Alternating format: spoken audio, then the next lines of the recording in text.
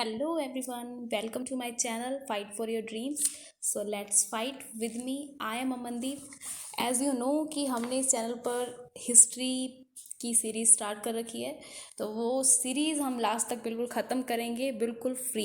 ये नहीं है कि बाद में ऐसा हो जाएगा कि हाँ फीस पे करनी पड़े, ऐसा कुछ भी नहीं होगा अदर्स चैनल की तरह।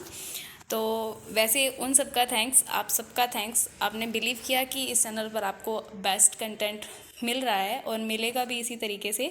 तो आज हम स्टार्ट कर रहे हैं अब मध्य पाषाण काल। तो वैसे आपको बता दूं पहले मैं कि कला और संस्कृति जो है, भारत की कला और संस्कृति, वो हम इसके साथ में चलेंगे लेकर। ठीक है, ऐसे नहीं है कि उसको हम अलग से कवर करेंगे, क्योंकि कला और संस्कृति कोई इतिहास से बाहर तो आएगी नहीं, है ना। तो वो साथ में चलती जाएगी। वैसे कला और संस्कृति तो अगर अपने बुक्स से देखते हैं तो बुक्स के अंदर वैसे तो हड़प्पा के टाइम से स्टार्ट हो जाती है, हड़प्पा सभ्यता के टाइम से स्टार्ट होती है। वैसे कुछ कुछ कला जो है हमारी इस पुरा पाषाण काल से भी स्टार्ट हो जाती है, पाषाण काल से। तो आज हम वैसे स्टार्ट करेंगे क्योंकि पुरा पाषाण काल में कुछ ऐसी खास चीज़ें थी नहीं, तो इसीलिए मैंने कल आपको बताया भी नहीं। तो आज इसके अंदर है कुछ बताने योग्य, वो बताएंगे भी और हम आगे चलते हैं, स्टार्ट करते हैं। पूरा पाषाण काल एवं नव पाषाण काल के बीच की संक्रमण की एक अवस्था के रूप में मध्य पाषाण काल की अवधारणा बाद में विकसित हुई। तो आपने अगर कल का लेक्चर अच्छे से सुना है तो आपको ये पता होगा कि मध्य पाषाण काल कैसे आया। पूरा पाषाण काल देखिए, मानव विकास का जो हमारा विकास हुआ था, अध्ययन जो है वो 3 युग में हो रहा है। वो हमारा कौन कौन से युग थे? प्रस्तर युग था, ताम्र पाषाण काल युग था और हमारा लोह युग था। तो देखिए, प्रस्तर युग को 2 भागों में बांट दिया था जॉन लुबाक नामक विद्वान ने। ठीक है, पुरा पाषाण काल और नवपाषाण काल में। फिर बाद में नवपाषाण काल और पुरा पाषाण काल के बीच के संक्रमण की एक काल विकसित हुआ था जिसे हमने मध्य पाषाण काल कहा था। फिर हमारे एक विद्वान आए, एडवर्ड लॉर्टेट, जिन्होंने पुरा पाषाण काल को भी 3 पार्ट में डिवाइड कर दिया था। निम्न पुरा पाषाण काल में, मध्य पुरा पाषाण काल में और उच्च पुरा पाषाण काल में इन्होंने डिवाइड कर दिया था। तो हमने कल सॉरी कल हमने पूरा पाषाण काल कंप्लीट कर लिया था। आज हम मध्य पाषाण काल, जो प्रस्तर युग का सेकंड पार्ट है, वो हम कंप्लीट करेंगे। तो स्टार्ट करते हैं। ठीक है, मध्य पाषाण काल होलोसीन युग से संबंधित है। तो पूरा पाषाण काल हमारा किससे संबंधित था? हमारा प्लेस्टोसीन युग जो था ना, प्लेस्टोसीन युग जो अत्यंत नूतन था, बहुत ज़्यादा ठंडा काल था, उस काल से संबंधित था। लेकिन जो हमारा मध्य पाषाण काल है ये हमारा रिलेटेड है होलोसीन युग से। ठीक है, और इसकी स्टार्टिंग 10,000 ईसा पूर्व से शुरू हो जाती है। होलोसीन युग में जलवायु शुष्क होने लगी थी। देखो, प्लेस्टोसीन युग बहुत ज़्यादा ठंडा था, अब होलोसीन युग आ रहा है जिसके अंदर जलवायु थोड़ी शुष्क होने लगी थी। और उपकरण जो बन रहे थे, उपकरण आपको पता है ना क्या? पत्थर के जो बनाए हुए सामान जो था उसको उपकरण बोल रहे थे हम। उपकरणों की जो बनावट थी उसके अंदर भी कुछ ना कुछ डिफरेंस आ रहा था। ठीक है, यहाँ पे अब फलक उपकरणों की जगह, फलक उपकरण हमने देखे थे ना, ब्लेड्स जो थे, छोटे छोटे जो ब्लेड्स थे, उनकी जगह अब किसने ले ली? शल्क उपकरणों ने ले ली। उसकी जगह अब किसने ले ली? सूक्ष्म पाषाण उपकरणों ने ले ली। सूक्ष्म, जिसको अपने बोलते हैं माइक्रोलिथिस। ठीक है, जिसको हम क्या बोलते हैं? माइक्रोलिथिस। ये बहुत ज़्यादा छोटे होते हैं, बिल्कुल छोटे छोटे होते हैं। ठीक है ना, छोटे छोटे। और ये पूरे भारतवर्ष में फैले हुए हैं, पूरे भारत में फैले हुए हैं सूक्ष्म पाषाण। ठीक है, मध्य पाषाण की बात आ रही है। हमने पूरा पाषाण के अंदर 3 स्टेज देखी थी। पहले सबसे बड़े बड़े आ रहे थे करोड़ पत्थर, उसके बाद में इसको काट के आ गए थे हमारे पास शल्क, फिर शल्क को भी काट के हमने बनाए थे फल्क, ब्लेड। अब फल्क को भी छोटा कर दिया इन्होंने, बिल्कुल। ठीक है ना, बिल्कुल छोटा सा, जिसको अपने अब एक एग्जाम्पल देती हूँ मैं आपको। जैसे आपने देखा होगा कि फिशिंग करते हैं ना, जब मछली पकड़ते हैं, तब मछली पकड़ते हैं तो वह उनके पास में एक बंसी होती है। ठीक है ना, एक यूं इस टाइप की ऐसे बनी होती है, इस टाइप की। ठीक है, बंसी होती है, यहाँ पे चारा फंसा देते हैं, इस जगह पर चारा फंसा देते हैं। और फिर वो मछली जब यहाँ पे चारा लेने आती है तो उसको पकड़ लिया जाता है ना, फंस जाती है वो यहाँ पे आके।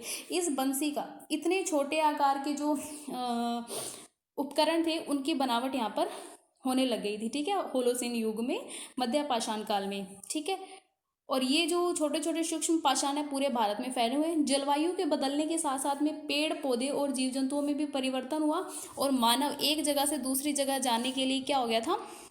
अग्रसर होने का मतलब कि वो अब पॉसिबल था। बिकॉज क्योंकि अब इतनी ठंड नहीं थी, मौसम मौसम शुष्क हो रहा था, ठीक है ना, इसीलिए मानव एक नए क्षेत्रों में जाने के लिए क्या हो गया था, अग्रसर हो गया था। मध्य पाषाण युग में लोग क्या करते थे, शिकार करके, मछली पकड़ के और खाद्य की वस्तुएं बटोर कर क्या करते थे, अपना पेट भरते थे। आगे चलकर कुछ पशुपालन भी करने लग गए। अब देखो इसमें से 1 2 3 ये जो 3 पेशे जो हैं, ये तो स्टार्टिंग में हमारे पास में कब से थे, देखो शिकार करना हमारे पास में था, पुरा पाषाण काल में शिकार कर रहे थे, मछली भी पकड़ रहे थे, क्योंकि उन्होंने ये वाली बनानी स्टार्ट कर दी थी ना, ये वाली छोटे छोटे ज्यामिति वाले, ठीक है। उसके बाद में खाद्य वस्तु ये बटोर रहे थे, शिकार की जगह पे क्या ज़्यादा जीवन के लिए उपयोगी था, है ना, जंगली उत्पाद जो इकट्ठे कर रहे थे वो। आगे चलकर इन्होंने पशुपालन करना भी शुरू कर दिया। देखिए ये पशुपालन ना, ये कौन सा किसका अंतिम पेशा है, ये नवपाषाण काल का पेशा है, ठीक है ना, ये नवपाषाण काल से रिलेटेड है पशुपालन, ठीक है। लेकिन कुछ कुछ साक्ष्य पशुपालन के हमें मध्य पाषाण काल से भी मिलते हैं। अब मध्य पाषाण काल की हमें पहचान कैसे होगी, सूक्ष्म पत्थरों से होगी, सूक्ष्म पत्थरों, ठीक है ना, ओके क्लियर है। अब चलते हैं नेक्स्ट पॉइंट पर। मृद भांडों का प्रचलन भी अपने नवपाषाण काल की सामान्य विशेषता है। तो मृद भांड वैसे अपने को, आपको ये याद होगा, कल मैंने बताया था कि टेरी समूह जो हमारा यहाँ पर इंडिया है, ये इंडिया, ठीक है ना,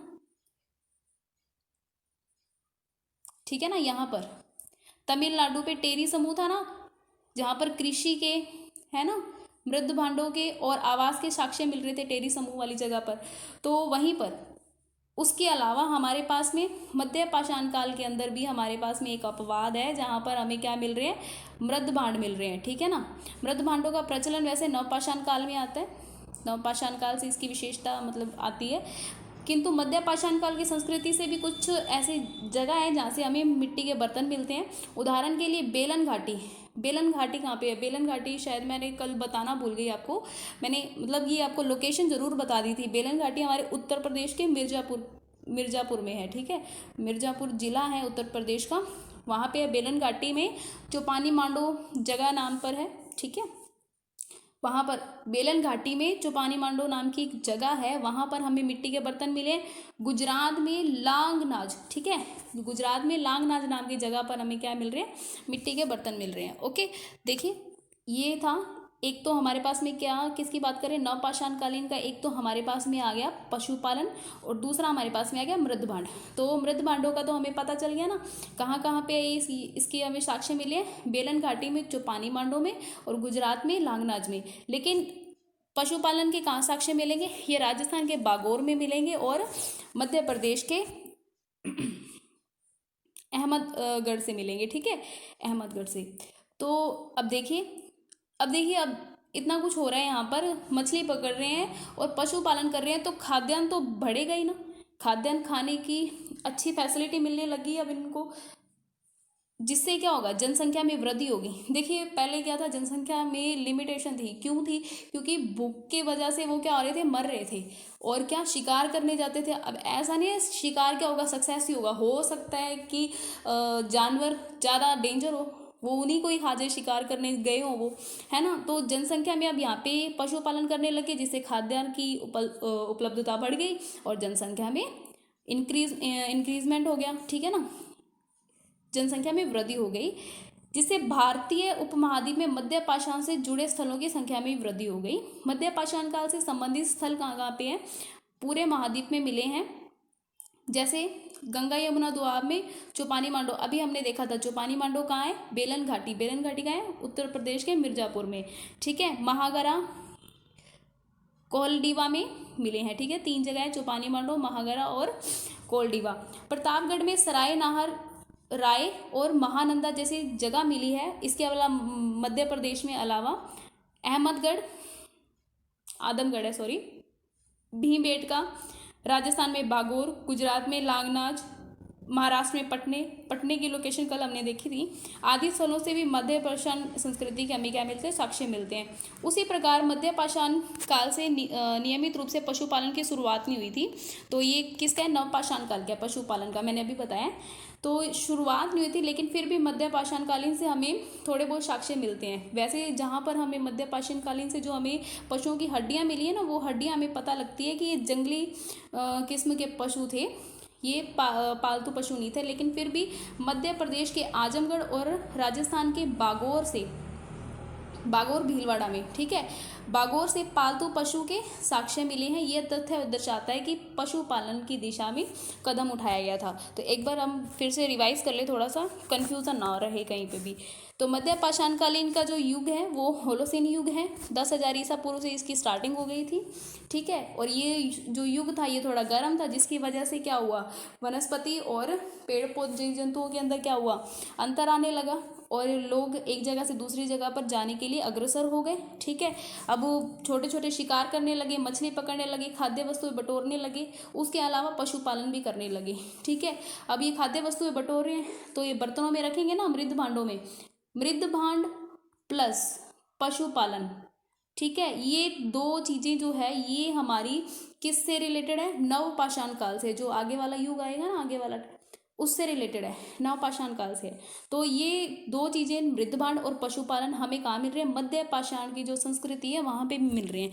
तो अमृत भांडों का जो है वो कहाँ कहाँ मिले हैं हमें साक्ष्य, वो हमें मिले हैं बेलन घाटी के चुपानी मांडो से और गुजरात में लांगनाथ से, ठीक है। अब ये खाने की अच्छी अच्छी उपलब्धता मिलेगी, अच्छी अच्छी चीजें मिलेगी तो जनसंख्या में वृद्धि होगी, ठीक है। अब ये बात याद रखना, जनसंख्या में वृद्धि होगी तो बैंड समूह नहीं चलेगा, बैंड सोसाइटी नहीं चलेगी, अब परिवार बनने लगेंगे, ठीक है ना। ये याद रखना पॉइंट, आगे आएगा काम, ठीक है। उसके बाद में हमारे पास में पूरी जगह मतलब जनसंख्या में वृद्धि हुई है तो बहुत सारे आवास हमें मिले हैं। उसका उदाहरण क्या है, गंगा यमुना जो दोआब है, चुपानी मांडो, महागरा और कोलडीवा में, ठीक है।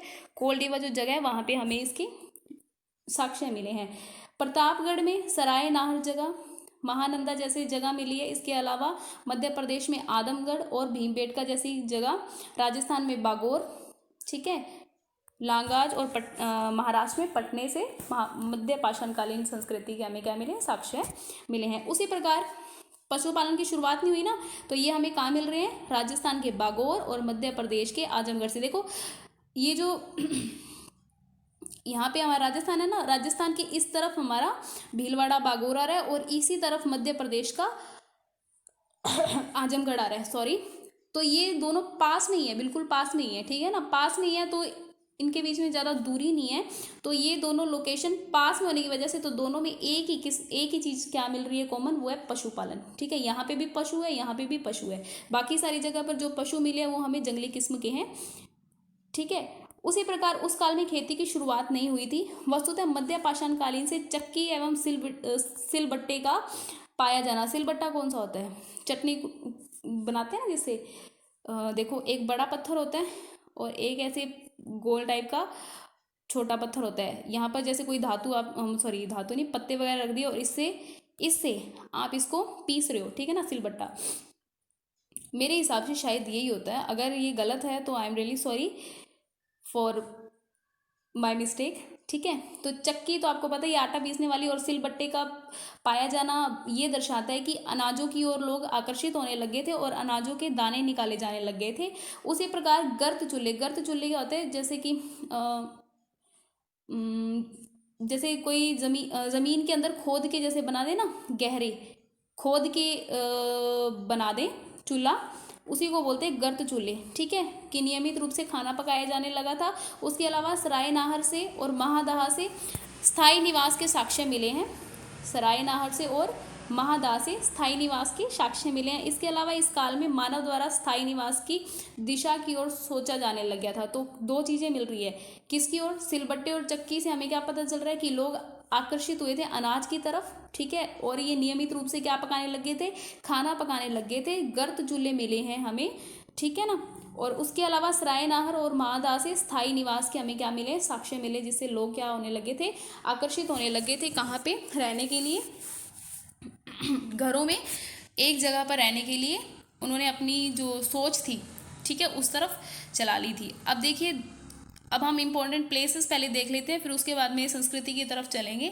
तो सबसे पहले बागोर था ना हमारे पास में, पहले हम मृदभांड वाला देखें क्या, देखिए अब जगह देख ही लेते हैं। सबसे पहले हम बागोर देख लेते हैं राजस्थान का। वैसे मैंने बता दिया बागोर कहाँ है, एक मिनट, बागोर, हाँ जी, ये देखिए बागोर हमारा आ रहा है यहाँ पर राजस्थान में, यहाँ पर, ठीक है जी, ये रहा हमारा बागोर, ठीक है। और यहाँ पे कल रतनपुरा था ना, रतनपुरा, जहाँ पे हमें मानव आवास के साक्ष्य मिले हैं, ठीक है। और ये हमारा यहाँ पे इसके ऊपर जस्ट यहाँ पे, हियर इज द पॉइंट, यहाँ पे हमें मिल रहा है लांगनाज, ठीक है। यहाँ पे हमें क्या मिल रहा है, लंगनाज, ठीक है, गुजरात में है। यहाँ पे शिकार के और हमें भोजन इकट्ठे करने के साक्ष्य मिले हैं, ठीक है। यहाँ पे रहने के और यहाँ पे खाना इकट्ठा करने के साक्ष्य मिले हैं। और बागोर में तो आपको पता ही चल गया, यहाँ पे हमें पशुपालन के साक्ष्य मिल रहे हैं, ठीक है। कृषि के भी साक्ष्य मिलते हैं यहाँ पर हमें, ओके। और इसके अलावा यहाँ पर फर्श निर्माण के साक्ष्य मिलते हैं, किस निर्माण के, फर्श निर्माण के साक्ष्य भी मिलते हैं, ठीक है। तांबे के उपकरण भी यहीं पे मिले हैं, पशुओं की हड्डियां, जिससे हमें पता चला है कि यहाँ पर क्या है, पशुपालन हुआ करता था। ये राजस्थान के भीलवाड़ा में है, ठीक है। उसके बाद में हम देखते हैं, ये याद रहेगा ना आपको, लंगनाज, ठीक है, गुजरात में। मृद भांड भी यहाँ पे मिले हैं, बर्तन, मृद भांडों की बात करें, यहाँ पे बर्तन मिले और यहाँ पे भी मिले हैं मृद भांड, ठीक है, बर्तन मिल गए हमें। अब हम देखते हैं, ठीक है, अब और कौन सी जगह थी, हाँ जी, बेलन घाटी थी, यहाँ पे बेलन घाटी वाली जगह पर हमारा था चौपानी मांडो, है ना, चौपानी मांडो था, यहाँ पे है चौपानी मांडो।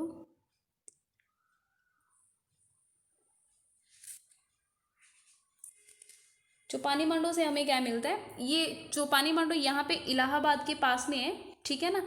यहाँ से हमें हस्त निर्मित मृद भांड मिलते हैं, हस्त निर्मित,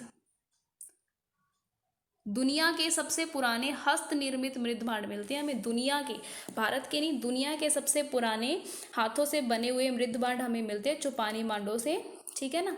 ये कहाँ पे, इलाहाबाद के पास में है, इलाहाबाद के पास में है, ओके, याद रहेगा। चौपानी मांडो, मांडो भांडो, भांडो मतलब बर्तन, हस्त निर्मित बर्तन, मृद भांड कहाँ मिल रहे हैं, सबसे पुराने चौपानी मांडो में, ओके, इलाहाबाद के पास में है ये। उसके बाद में आते हैं हम महादहा देखने के लिए, एक मिनट,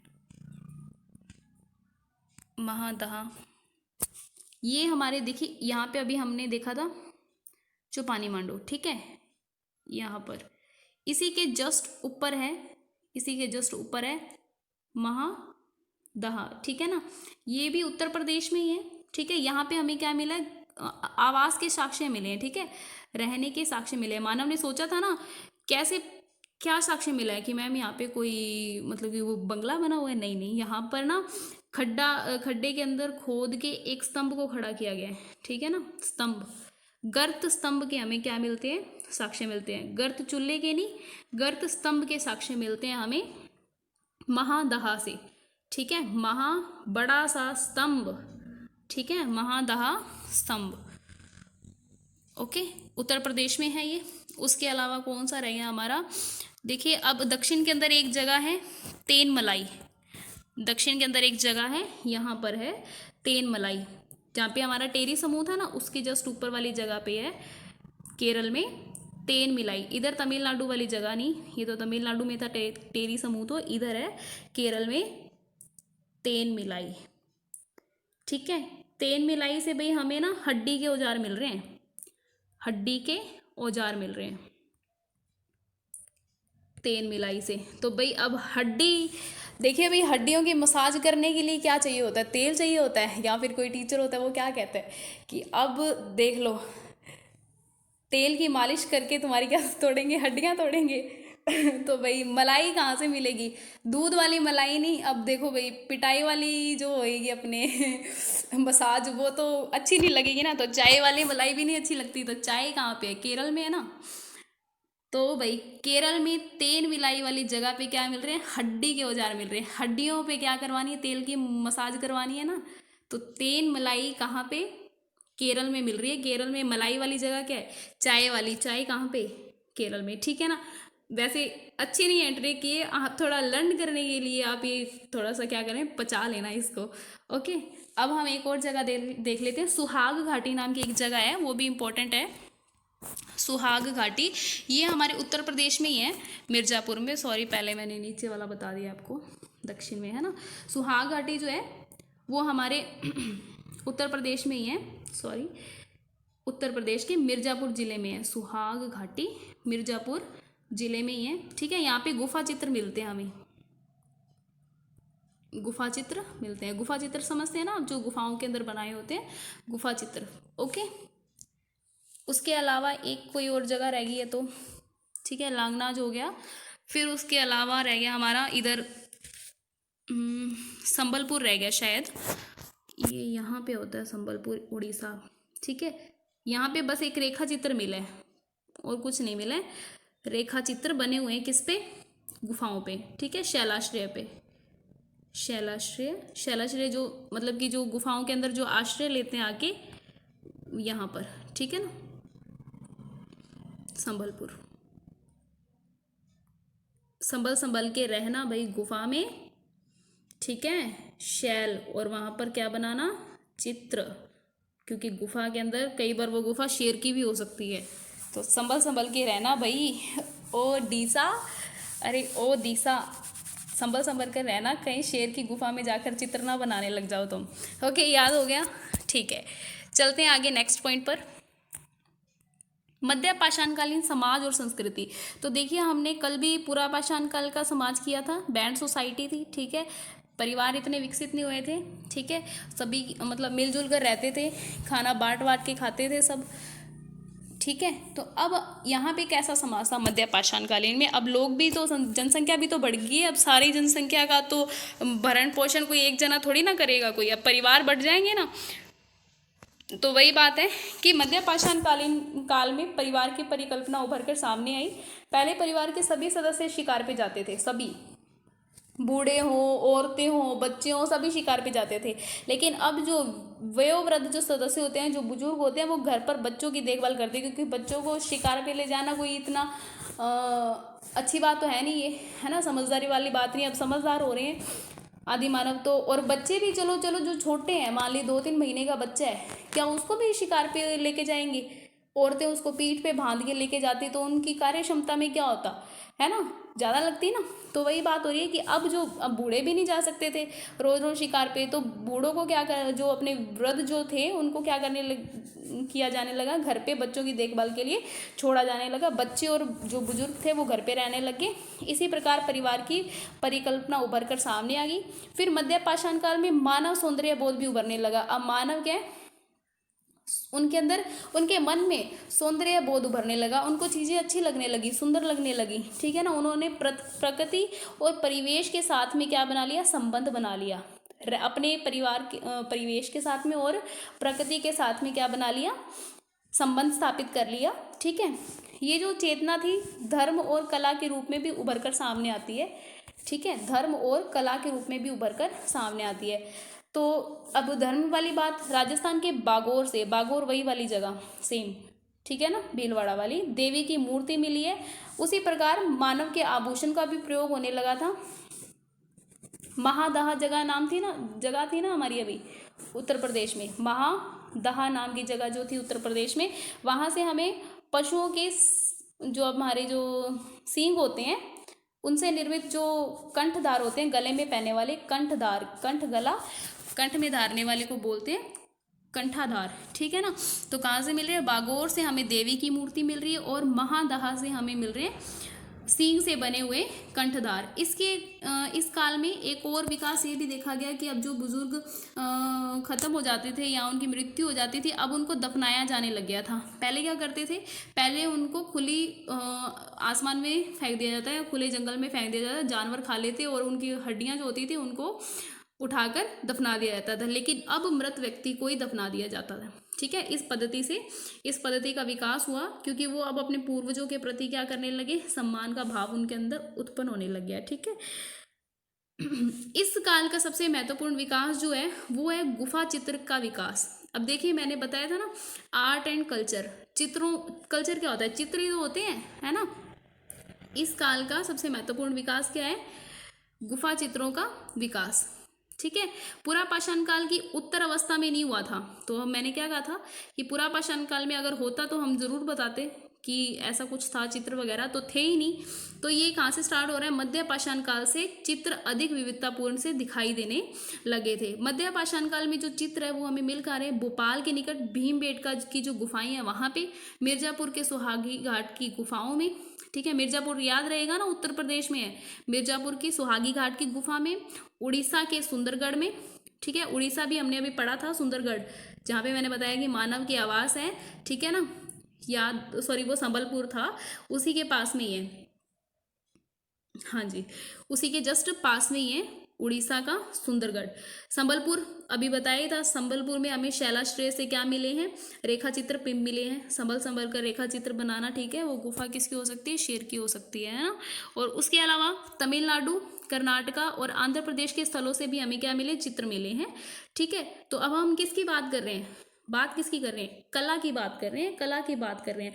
कला के अंदर अब ऐसे तो है नहीं आते मूर्तियां बनाने लगे, क्या बना रहे हैं सबसे पहले, अब इनको खाना, इनको क्या पशुपालन इन्होंने स्टार्ट कर दिया, अब इनके पास में खाने का क्या हो गया, बंदोबस्त हो गया, अब इनके पास में टाइम बचेगा, टाइम बचेगा तो ये कुछ ना कुछ क्या करेगा, है ना, क्रिएटिव चीजें करेगा कि नहीं करेगा, है ना, करेगा। तो इसने चित्र बनाना शुरू किया, लो भाई चित्र मिल कर है भीमबेटका के फेमस गुफाओं में, मिर्जापुर, ठीक है ना, सुहागी घाट की गुफा में, उड़ीसा के सुंदर, जहाँ पर सुंदर सुंदर चित्र बने हुए हैं, ओडिशा सुंदर सुंदर चित्र बना, ठीक है ना, कहाँ बना, लेकिन संभल संभल कर बना भाई, संबलपुर में और सुंदरगढ़ में, उड़ीसा के सुंदर पर एक डीसा नाम की लड़की है, ठीक है, दीसा नाम की लड़की है जो सुंदर सुंदर चित्र बनाती है, लेकिन उसको हम कह रहे हैं कि भाई संभल संभल कर बनाओ, ठीक है ना।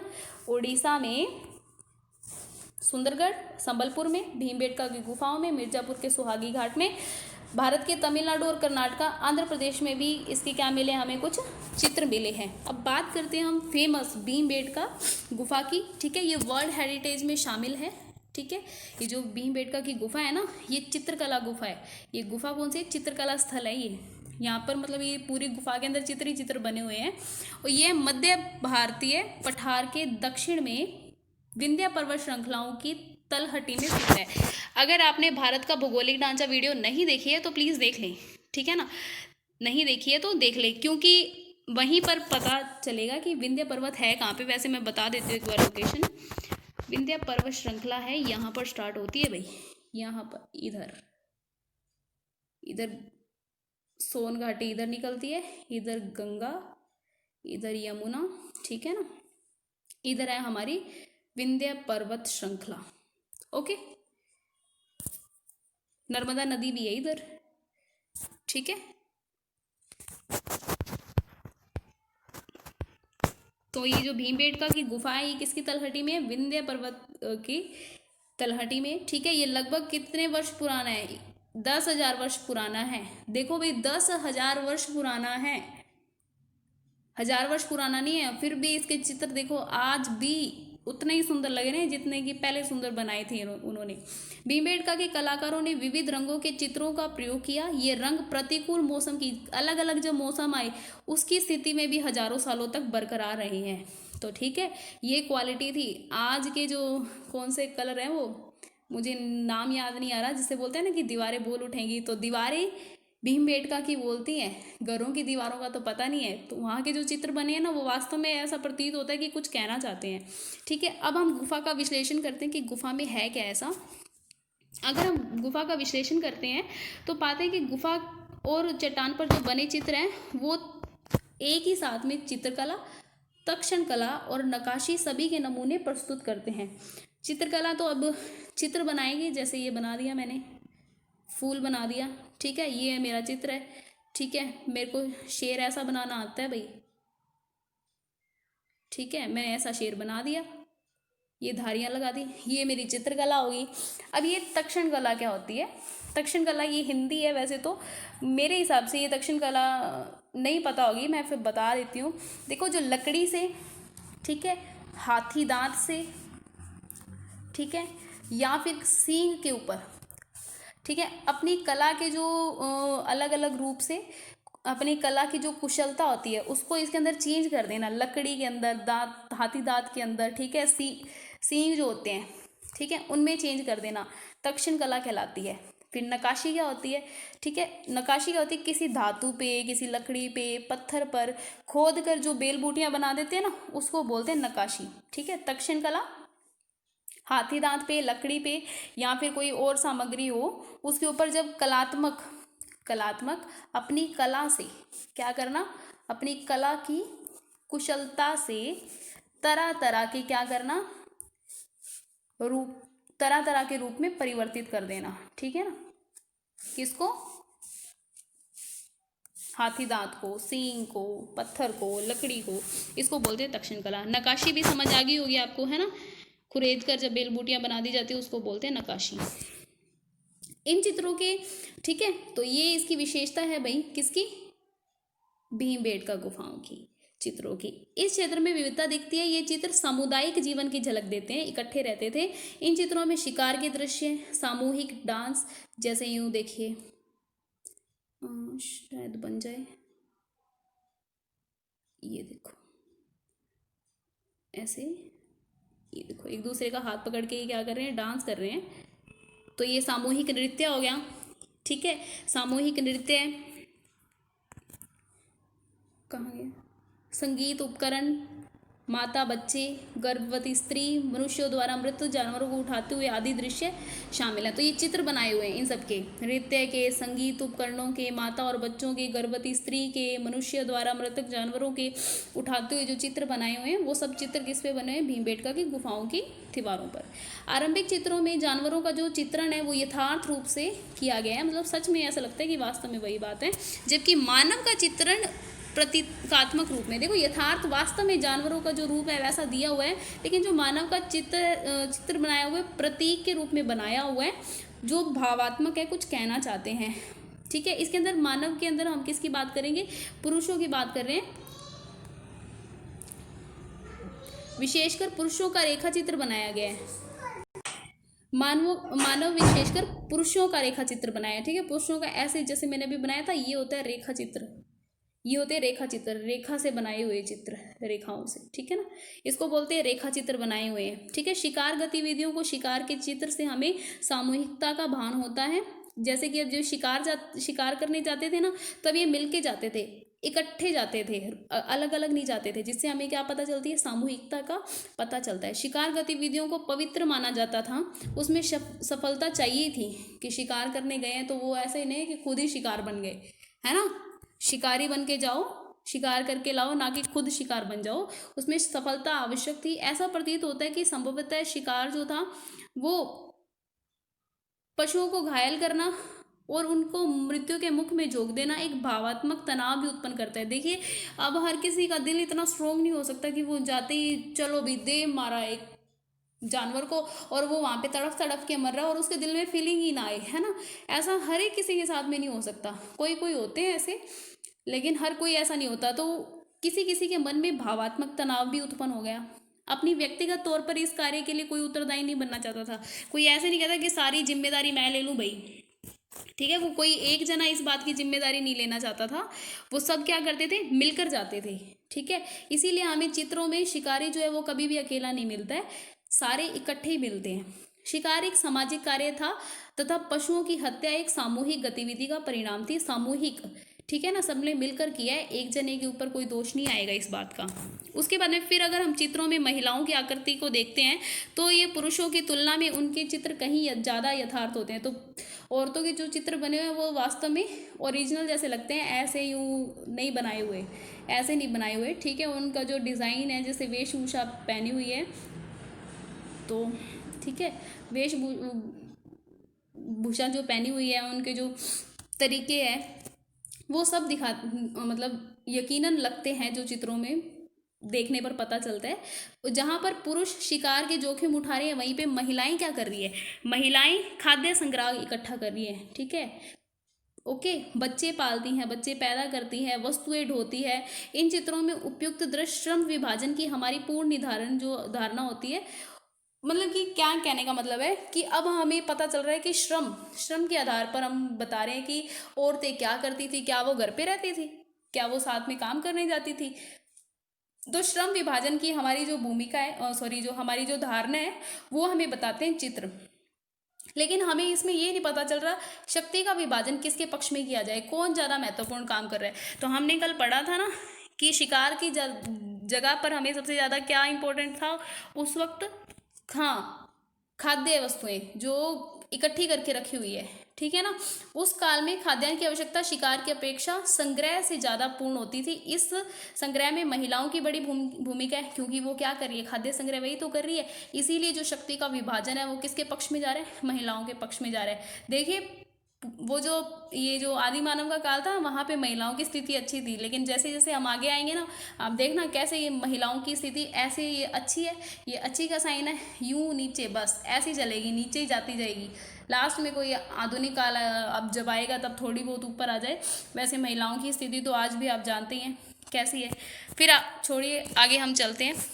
मध्यकालीन चित्रों पर दृष्टिपात करते हैं तो चित्रों की एक संभावना धार्मिक अनुष्ठान की ओर भी संकेत करती है, ठीक है। संभवतः शिकार जो है वो एक अनुष्ठान को पूरा करता है कि जब ये शिकार पर जाते थे तभी ये एक चित्र बनाकर चले जाते थे और शिकार की गतिविधियों में बेहतर सफलता मिले और शिकारी को क्या करना पड़े, कम खतरा उठाना पड़े, इसीलिए वो क्या करते थे, चित्र बनाते थे, ठीक है। चित्र पर क्या करते थे, धार्मिक अनुष्ठान, ताकि क्या हो सकता है पूजा पाठ करते हो, क्या करते हो, वो उनका धार्मिक अनुष्ठान होगा। उसके हमें अभी कोई साक्ष्य इतने मिले नहीं कि हम इसको बता पाएँ। हमारी ये कल्पना है, ये हम सोच के बता रहे हैं कि धार्मिक अनुष्ठान की ओर संकेत करती है कि जो शिकार होगा वो एक प्रकार का अनुष्ठा का कार्य होगा, शिकार की गतिविधियों में अच्छी सफलता मिले, है ना। इसी प्रकार मध्यकालीन चित्रकला में तत्कालीन जीवन की अभिव्यक्ति हुई है। तो उस चित्रों में हमें क्या पता चल रहा है, उस वक्त का जीवन कैसा था उसके बारे में पता चल रहा है।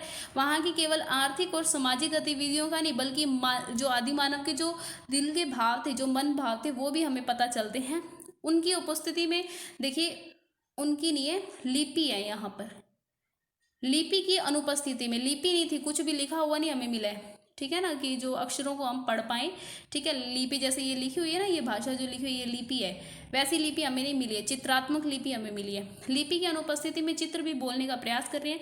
प्राकृतिक तथा विविधता में यह कला कहीं कहीं आधुनिक चित्रकला के निकट प्रतीत होती है। आधुनिक आज की जो चित्रकला है ना, प्राकृतिक और विविधता में, प्राकृतिक नेचुरल और विविधता में अलग अलग टाइप में ये जो कला है मध्य पाषाण काल की, वो आधुनिक चित्रकला की जैसी ही प्रतीत होती है, लेकिन दोनों के स्वरूप में अंतर है। क्योंकि उस वक्त जो मानव था, ठीक है ना, वो सरल भावों से अपनी जो भाव थे उनको व्यक्त करता था चित्रों के माध्यम से। लेकिन जो आज का आधुनिक काल का जो जीवन है वो मध्य पाषाणकालीन जीवन की तुलना में बहुत अधिक जटिल है। कहना कुछ चाहते हैं, आपने देखा होगा न्यूज़पेपर के अंदर नोक जोक नाम, मतलब कि होता है ना, नीचे एक कार्टून दिया होता है, आज का कार्टून, वो पता नहीं अलग अलग टाइप की कुछ ना कुछ दर्शाने की कोशिश करता है। अलग अलग दृष्टिकोण देखने के होते हैं, उस पर कोई अलग से देखता है ना।